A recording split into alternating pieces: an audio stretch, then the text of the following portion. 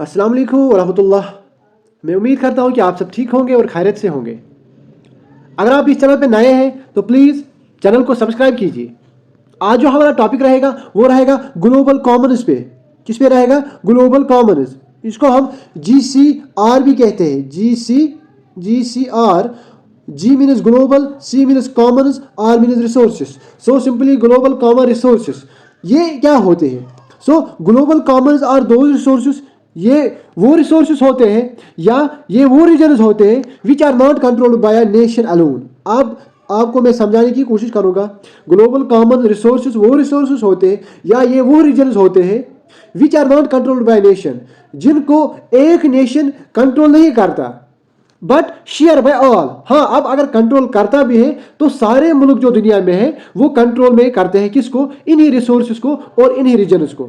Okay और या हम ऐसे भी कह सकते हैं which are in the control of everyone. वो रिसोर्सेज वो रीजन्स जो कि कंट्रोल में होंगे एवरीवन, सबके कंट्रोल में होंगे। उन रिसोर्सेज उन रीजन्स को हम कहते हैं ग्लोबल कॉमन्स। देखो नाम से ही पता चलता है कि global Commons, global means world, common. So simply जो कॉमन होगा किसके लिए? वर्ल्ड के लिए। ओके आपके लिए मैं फिर से रिपीट करना चाहूंगा। ग्लोबल कॉमन्स वो रिसोर्सेस होते हैं, वो रीजन्स होते हैं जो कि किसी के कंट्रोल में नहीं होते या किसी एक के कंट्रोल में नहीं होते बट शेयर बाय ऑल। हाँ, अगर कंट्रोल में होंगे भी लेकिन सारे कंट्रोल में, सॉरी सबके कंट्रोल में होंगे, यानी कि जितने भी मुल्क जितने भी नेशंस दुनिया में हैं उनके कंट्रोल में होंगे ये ग्लोबल कॉमन्स। ओके और एग्जाम्पल मैंने आपके लिए मेंशन इधर की। पहली एग्जाम्पल मैंने जो ली है ग्लोबल कॉमन्स की वो है एंटार्क्टिक या एंटार्क्टिका। देखो आपको समझाने के लिए मैं, जो एंटार्क्टिका है ये क्या है, इसको हम एंटार्क्टिक ओशन भी कहते हैं। ओके और वहां पर क्या ज्यादा पाया जाता है? वहां आइस शीट्स होते हैं।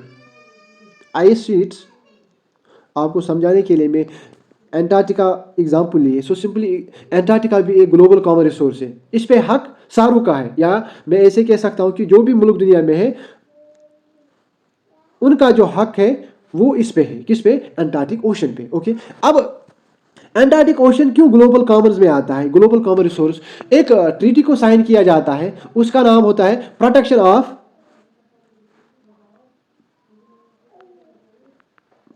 ऑफ एंटार्क्टिका या प्रोटेक्शन ऑफ एंटार्क्टिक ट्रीटी।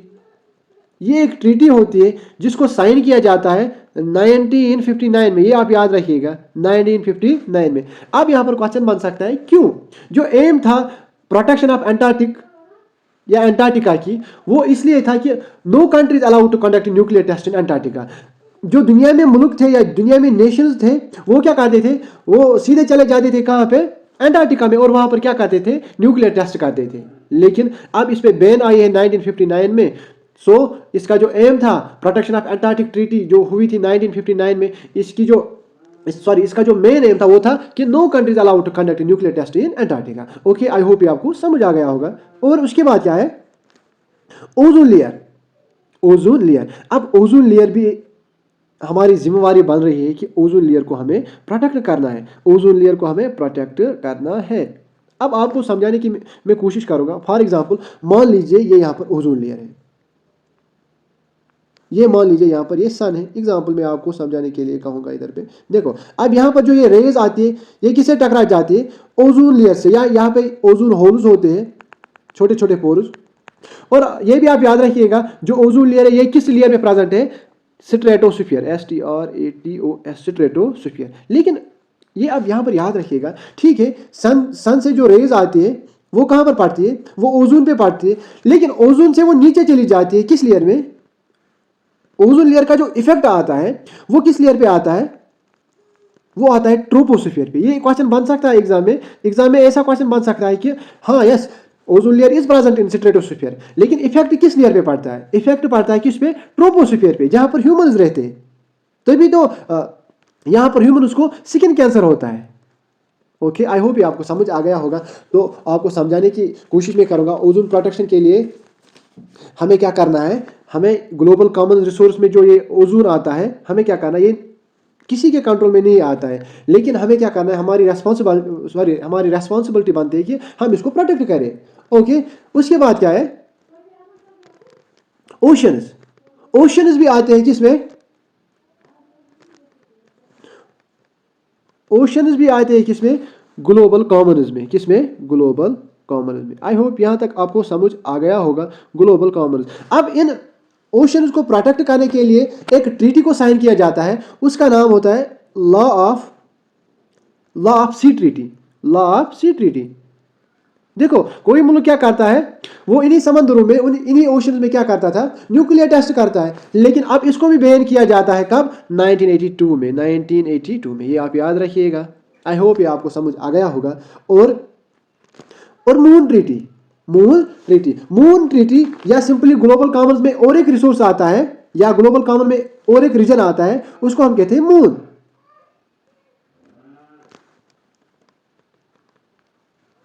अब क्या किया जाता है, इस मून को भी प्रोटेक्ट करने के लिए एक ट्रीटी को बनाया जाता है, उसका नाम है मून ट्रीटी। क्या होता है या क्या रहता है, मून ट्रीटी। और इसको कब साइन किया जाता है, 1979। यस, 1979। सो हमारा जो टॉपिक था वो था ग्लोबल कॉमन्स पे, कि ग्लोबल कॉमन वो रिसोर्सेज होते हैं या वो रीजन दुनिया में होते हैं जिन पे किसी का कंट्रोल नहीं होता है। अगर होगा भी कंट्रोल तो सारे नेशंस का होगा। ओके, या हम ऐसे कह सकते हैं, they are those resource and regions which are in control of everyone. हाँ, जो भी दुनिया में मुल्क है उनको इन रिसोर्सेज पे या इन रीजन्स पे कंट्रोल होगा, एक का नहीं लेकिन सारों का होगा। ओके, आई होप ये आपको समझ आ गया होगा कि ग्लोबल कॉमन रिसोर्सेज किसको कहते हैं। और हमने यहाँ पर एंटार्क्टिका ट्रीटी भी पढ़ी, या ओजोन लेयर भी हमने पढ़ा थोड़ा सा, कि ओजोन लेयर किस लेयर में प्रेजेंट होता है और उसका जो इफेक्ट होता है वो किस लेयर पे आता है। ओशन और मून ट्रीटी भी हमने यहाँ पर पढ़ी। मून भी एक ग्लोबल कॉमन रिसोर्स आता है, ओशन और ओजोन लेयर भी एक ग्लोबल कॉमन रिसोर्स आता है, या एंटार्क्टिका। आई होप ये सारा कुछ आपको समझ आ गया होगा। And at last please subscribe the channel. Thanks.